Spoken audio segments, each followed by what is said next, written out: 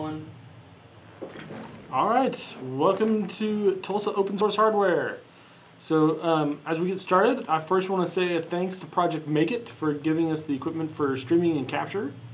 With that, We are looking for a front-end web developer if anyone is interested. Yeah, Project Make It's looking for a front-end web developer, so if anyone's interested, contact Blixa. It's Blixa at projectmakeit.com. Blixa at projectmakeit.com. So we're a Techlahoma user group, and Techlahoma is a nonprofit volunteer-run organization that puts on over 30 monthly meetups, 2 annual conferences, and sponsors free local events. So the average, various meetups cost money to put on, provide food and beverages and all that kind of stuff, and so you can go to techlahoma.org to find out more and find out how you can contribute. So there's lots of good stuff coming up. The Thunder Plains 2018 is coming up, so you should check that out. Tulsa Tech Fest is on Friday.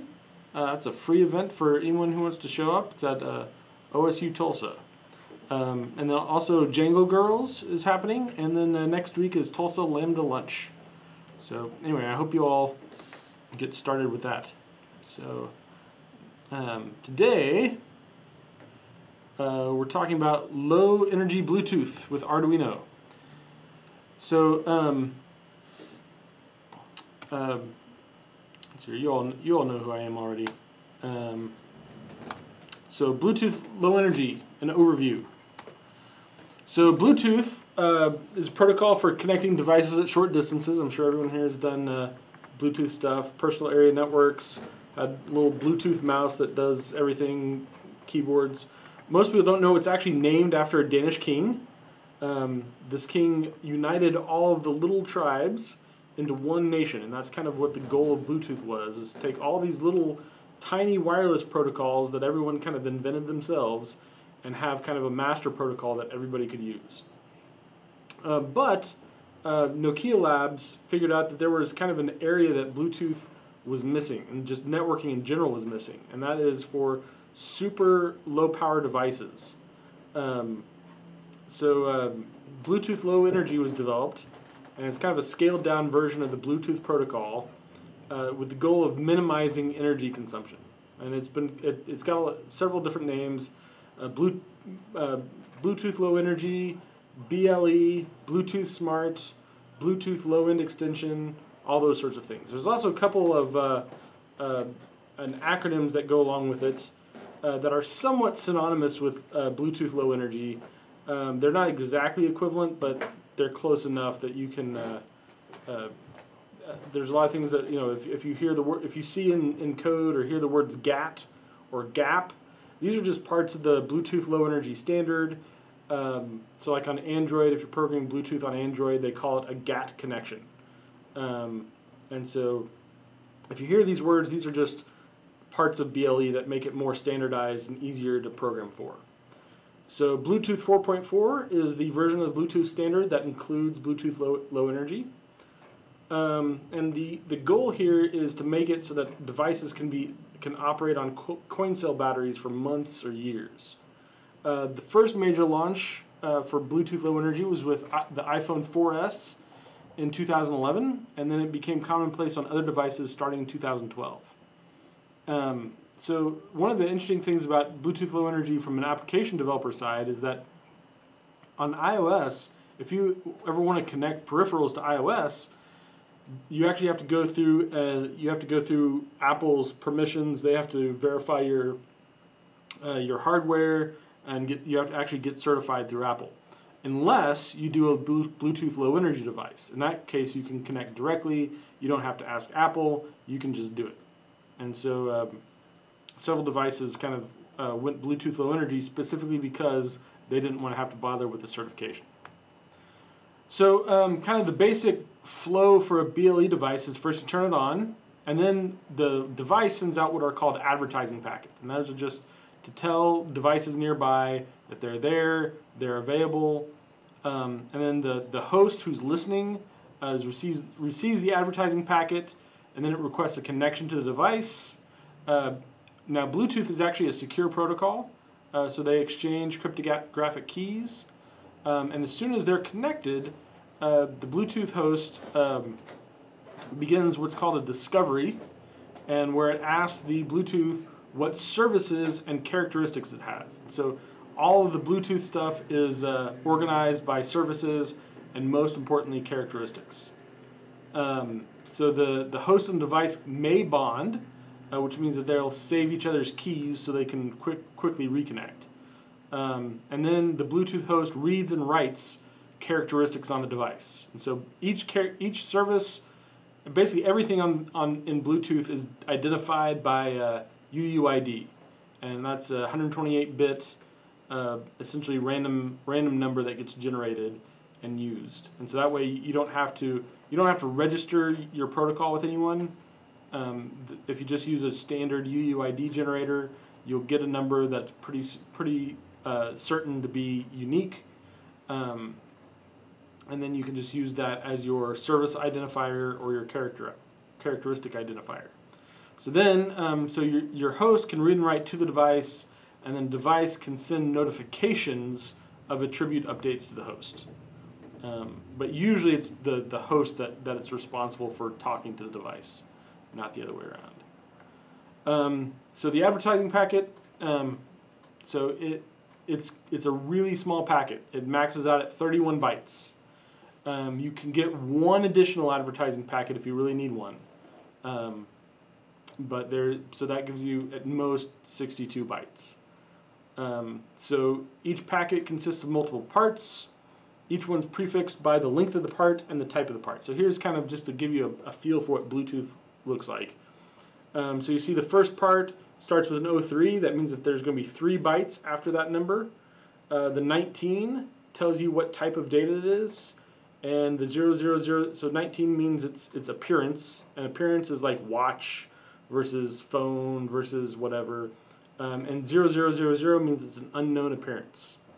So the next one starts with 02, means that there's 2 bytes.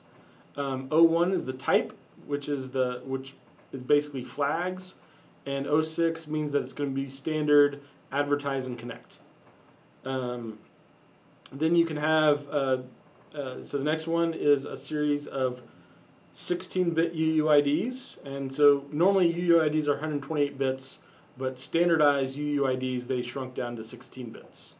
That makes advertising easier, so you don't have to use up quite as much space. And then the next one is the local device name, and so that's an ASCII representation of the actual device. So that is an advertising packet. There is not a lot of extra room in that thing. So so constructing a good advertising packet is actually one of the more carefully considered parts of the BLE standard. So generally, the Bluetooth protocol, once you've connected and all your connection work's done, it's primarily about reading and writing 20-byte values, and these are called characteristics, and they're grouped together into services. So they've each got 128-bit UUIDs.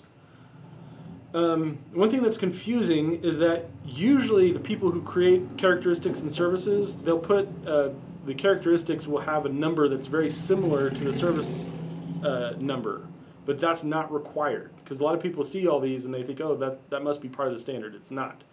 Your UUIDs are just regular UUIDs, and you can generate them any way you wish.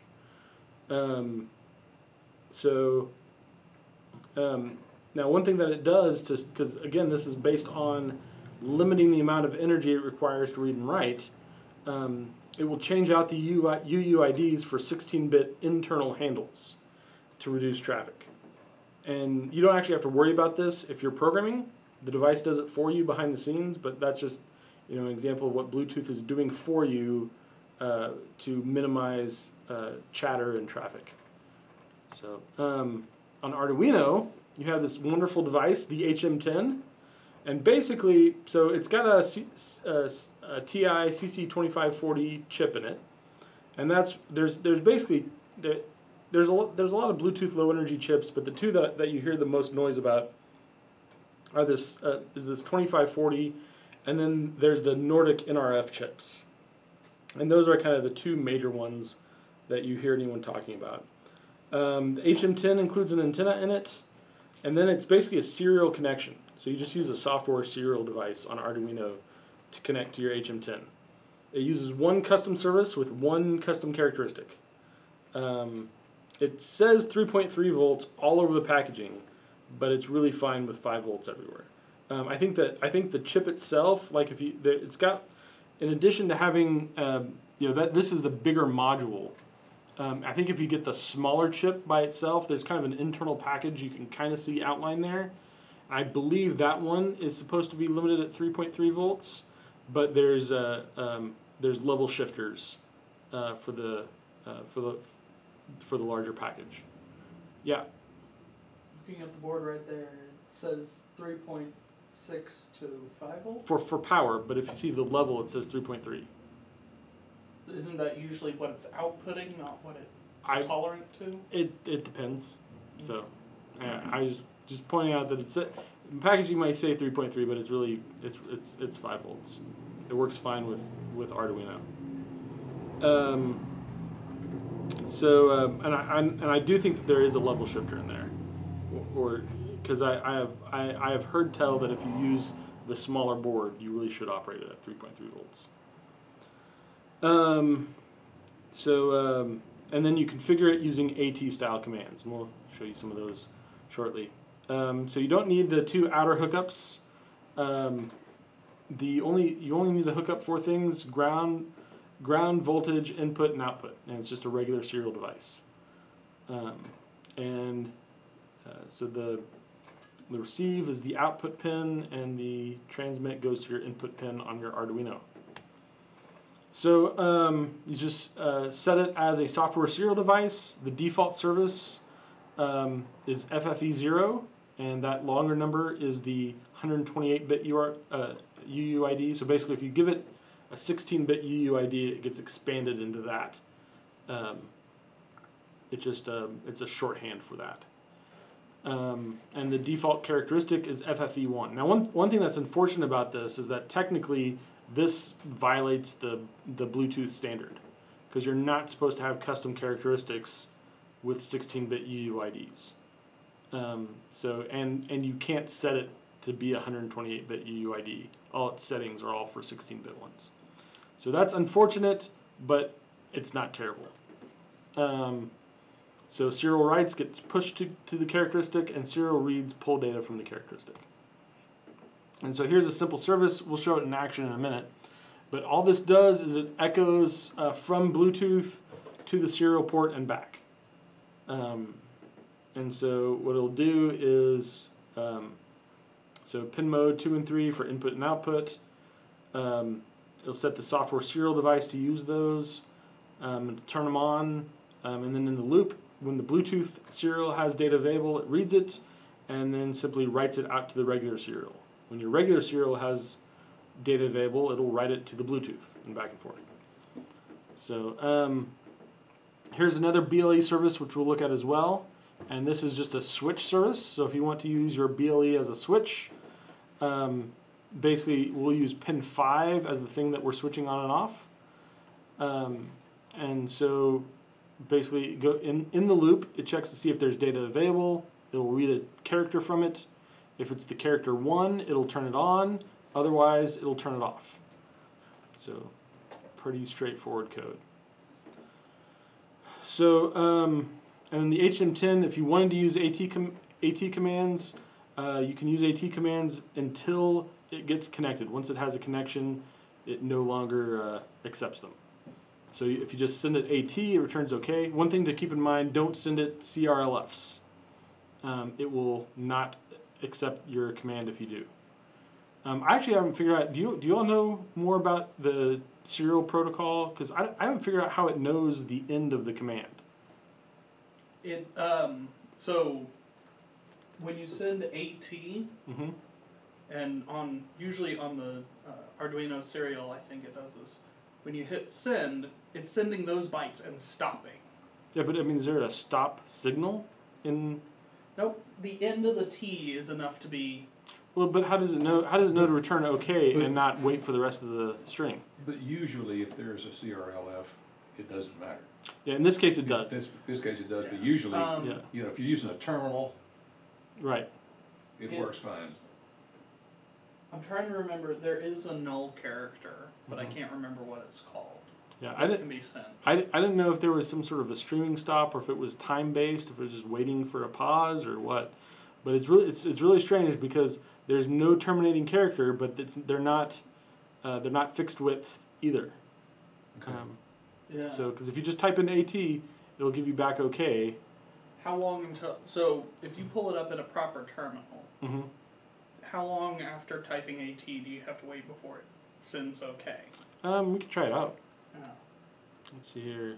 So anyway, just real quick. So you can also you can turn on notifications that'll tell you when it connects or loses connections.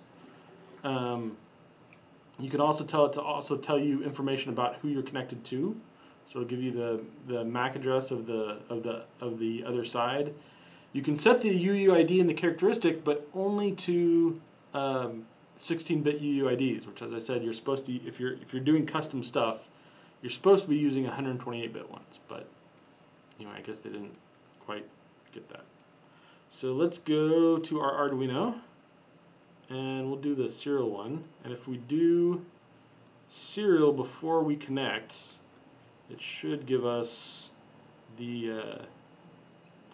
directly the AT commands.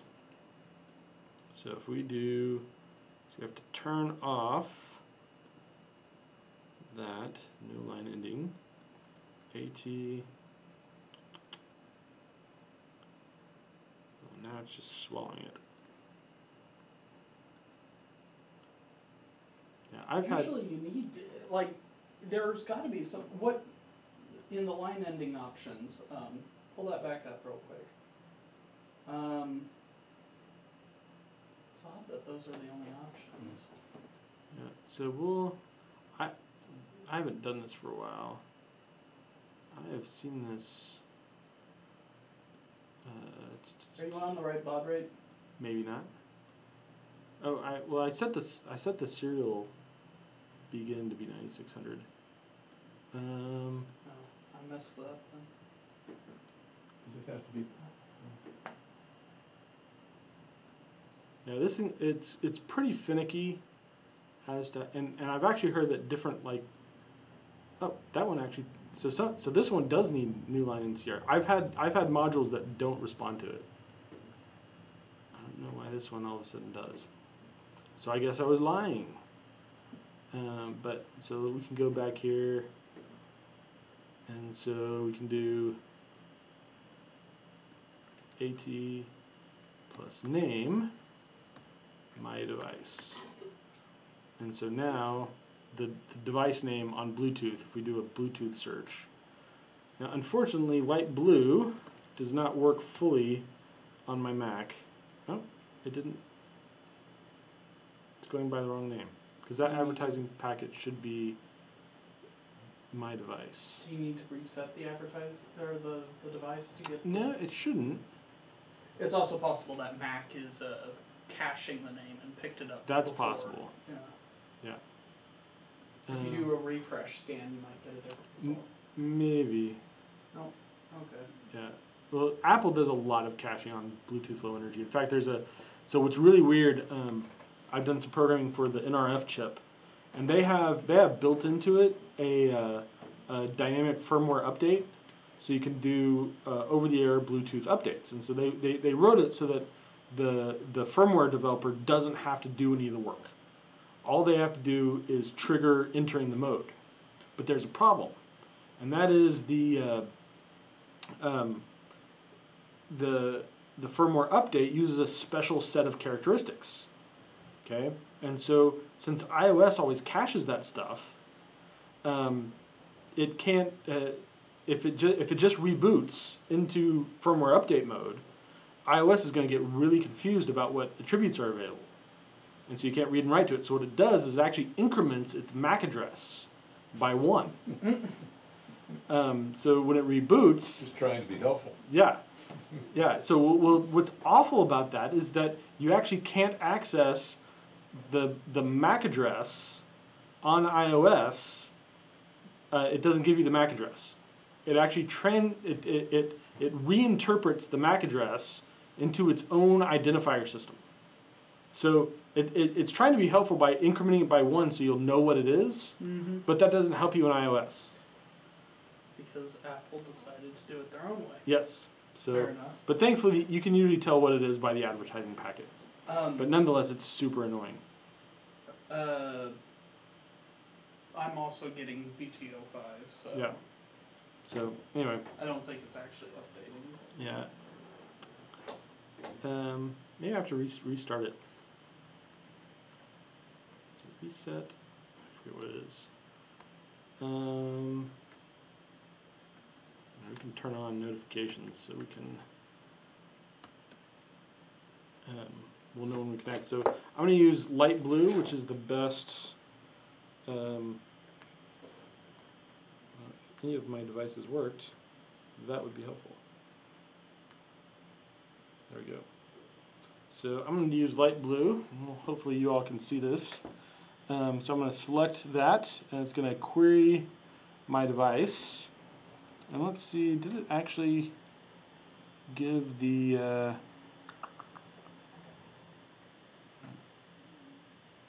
was hoping that it would give a name for it here, but anyway, so we can, if we hit the service, we can then write a value, and I don't know my hexadecimal very well, so we'll write the number, because Bluetooth, put it down, Bluetooth low energy is,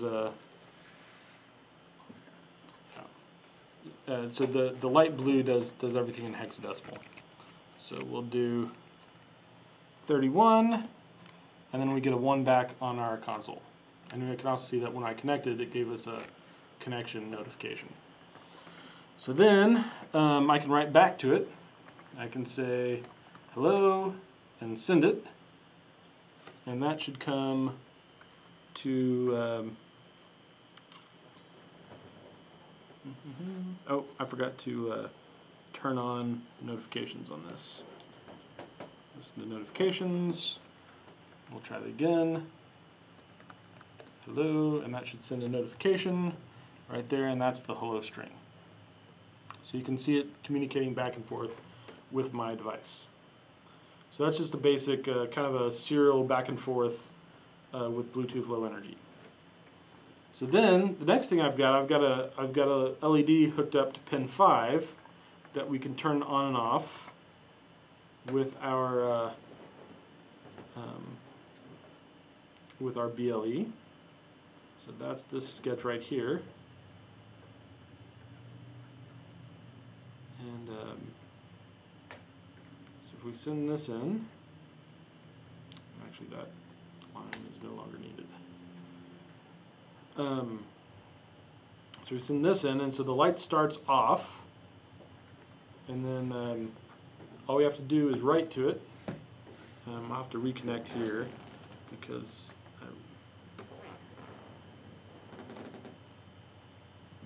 so reconnect. Actually, I probably didn't need to reconnect because this is independent of our Arduino. And so I'll write a new value. What this does is it'll turn the light on if it gets a 1, if it gets a ASCII 1. I'll turn it off for anything else. So if I put in an ASCII 1, which is 31, the light comes on. And then if I put in, where is it? Write new value. If I put in any other value like an ASCII 0, it'll turn off the light. So just a basic, show you how to take the HM10 module and connect it to your Arduino to do some basic stuff. The range of Bluetooth low energy, it's actually further than I would have thought. I've gotten things connecting like a room or two away. So like from this room, probably two rooms down, you could probably still get a get a connection on a device. Is this what they use in stores to follow you around, or to see who's coming in? And I don't think you could use it to see who's coming in, because you'd have to have a, and I mean, they might be able to use it based on if your phone's transmitting an advertisement, but I don't think they are. okay. Yeah, most phones. The best you could probably do is some kind of facial recognition with the cameras, but that's still. Yeah. I mean, you probably could track a phone through a store, just based on its what IMEI or whatever that is. I thought they used Bluetooth of some form, maybe not. Oh, BLE. iBeacon lets an application track you through the store, but it has to be loaded on your phone already. Okay. Yeah. And iBeacons are interesting because what iBeacons do is you never connect to an iBeacon. iBeacons are all they transmit through their advertising packet. Okay. So there's usually not a connection that's actually made. So, and actually these HM10s, at least in theory, support the iBeacon protocol, but I've never used them enough to really figure it out. You can, there's instructions on how to configure it as an iBeacon, but I haven't really played with it enough to really know. And an HM10 costs what, roughly? $3 to $5. Okay. Maybe 10 if it's really marked up. But yeah, they're really nice. Yeah, these Bluetooth low energy chips are getting super cheap. There's a Bluetooth energy device I worked on that when they first released about, and there's a lot of reasons for this price difference. It's not just the Bluetooth low energy, but when they released about 5 years ago, the hardware cost $45 to build, and now it costs $15. And so that, and there's a lot of reasons for that, not just the Bluetooth chip, but Bluetooth chip has gone down quite a bit. So so the one thing, if you ever do firmware development with the actual Bluetooth chips, they are incredibly ugly to develop with. All of them are. It's almost like they were trying to make something difficult to mess with. Because it's not like these things lack for space, because they have to have like a full, they have a full cryptographic engine in them. Right. And like the NRF chip, it's actually really cool. Their firmware updater, although the protocol is kind of weird, the firmware updater it's signed firmware, so it can't accept if you mistransmit the firmware, it can't accept it because the signature wouldn't match. Okay. And so there's a lot of cool things. Having encryption on board actually gives you a lot of interesting benefits. Is it signed or just CRC? No, it's signed. It's actually both, because they do CRCs as they update. I think it didn't used to be signed, but they're starting with, I think, version 11 of their developer kit, maybe 12. They started signing their binaries. So okay. They call it their secure DFU protocol, but it's not secure. It's just signed. It uses some form of encryption. So anyway, let's see here. See if I have anything left on the presentation. I think I was pretty much done. Yeah. So the one thing, if you're interested in more Bluetooth, the best book I found is this guy, Getting Started with Bluetooth Low Energy by O'Reilly.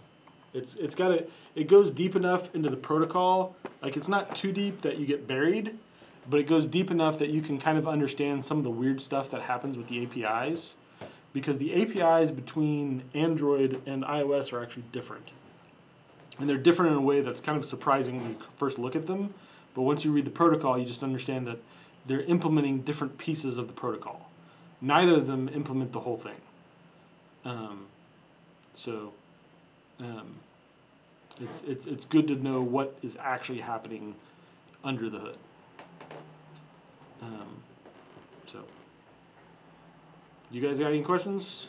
Yeah, you would use an Arduino setup like this to talk to another device, like a phone? Yeah, That already has this built in, right? Yeah, a phone is probably the best. Like if you want to control it from your phone directly, Okay, then this is it uses a whole lot less electricity than say Wi-Fi, right, right.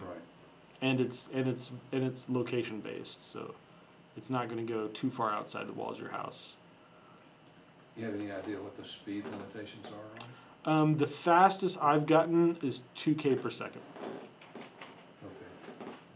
Okay. So the and at that rate you and I mean it's not a sustainable rate. So It's good for bursts of information every once in a while, but Yeah. not. But you wouldn't use it for like a mouse or keyboard or, well, I guess keyboard you could use, but. I think you could definitely use it for a keyboard. I mean, Bluetooth LE doesn't maintain a stable connection quite as well as standard Bluetooth 4.0 or 4.10. Which, if you're Bluetooth LE, you have to support those as well, right? Well, so Bluetooth LE is a subset of Bluetooth 4.0. Okay. So the problem was you'd have to write your own driver for Right. like a keyboard because it doesn't implement the other Bluetooth profiles. Right. So So it's a very low power, fairly slow, easy way to communicate. yeah, it's pretty it's pretty energy efficient. So I don't. So this is a little less efficient, just because Arduino is not all that energy efficient unless you Right. really work on it. Right. I think the chip itself, the HM10. I don't remember the specs for sure, but I think it uses 30 milliamps when transmitting, and then if it's actually unconnected, it drops way down to maybe even the nano amp range. I can't remember. Okay. But if it's connected, it's higher, and if it's transmitting, it's up to, I think it's 30 milliamps. Now, the other thing I understand from Bluetooth LE is one of the design perks is that it doesn't have to be connected. You can do a lot of work just through advertisement packages. Yeah, so that's usually iBeacon is where that comes into play. But Right. it's not that you can do a lot because you only have 62 bytes. Right. Yeah. So, but you can include actual device data in your advertising packet. Well, it's like HTC Vive currently uses that. The Lighthouse trackers are Bluetooth LE, and they just look for an advertisement ping that tells them to turn on or off. And they don't do anything other than that. They don't need to. So most of the time, that Bluetooth signal is nano amp. Another example, the light switch I've been working on is battery powered. It runs off of a CR2302 battery, and it lasts a year and a half on that one battery because when it's transmitting its advertising packet, and it does that for no more than 30 seconds per click, and then it goes to sleep. Right. So and I think that one's based on the NRL chipset. I think NRF.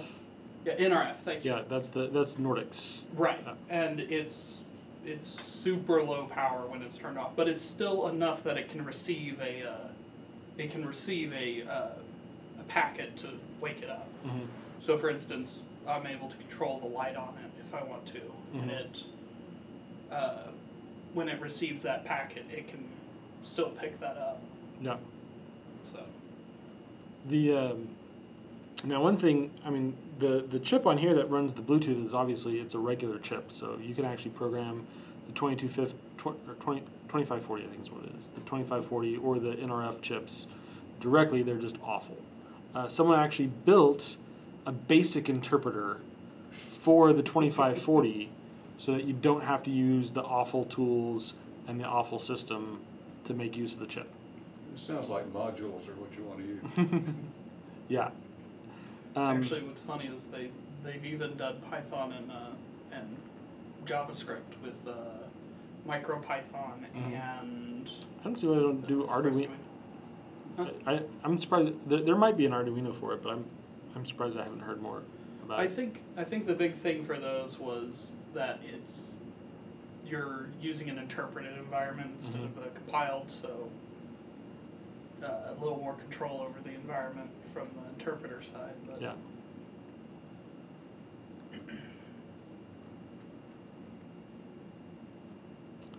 All right. Anybody from YouTube have any questions? You gotta wait for chat to catch Yeah, up before you can get an answer on that.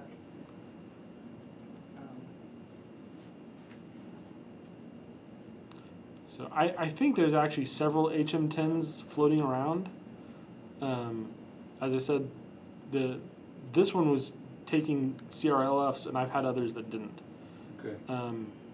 And so I'd be very curious to know how they do a line termination if they don't accept line terminator characters. yeah, exactly. Because if you do no line ending, it sends the characters and stops. It doesn't send Right. some kind of null character. The only thing I could think of is doing time-based stuff. Yeah.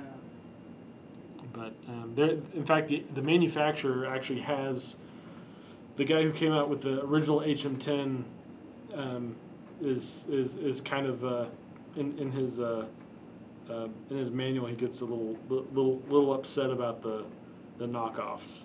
He's like, here's how to tell the difference between the real thing and the knockoff. Don't buy the knockoff. Now you use one of these on the door, remote door Yeah, opener. Right? yeah. I use for testing. Yep. All right, nothing from YouTube? No. All right. I was going to say, Yeah. for the line endings, one of the things they might be doing is looking at how many bytes are in the serial buffer. Mm. So, like, for instance, in Arduino, if you're looking for an entire line, what you might do is go serial available and keep reading from serial until serial available returns false. Right. Or returns 0. So they might be doing that. Mm-hmm. And just waiting for the line or the terminal to stop sending stuff. That of course means that if you don't buffer enough characters, if you only buffer 2 characters, it might go, oh, you just sent AT. Right. Now you sent a plus. Why are you sending me a plus? Right. So. Yeah. That's why termination characters are so important. Yeah. But that confused me, and I actually. Because when I first got one, I tried to do the serial thing, and it wasn't working. I Googled around, and someone had found that when they turned off their line endings, all of a sudden it came to life and started working. So, anyway, crazy stuff. So, all right, well, hope everybody joins us next month. Dante should be here next month doing resuming his MicroPython series. Okay. So.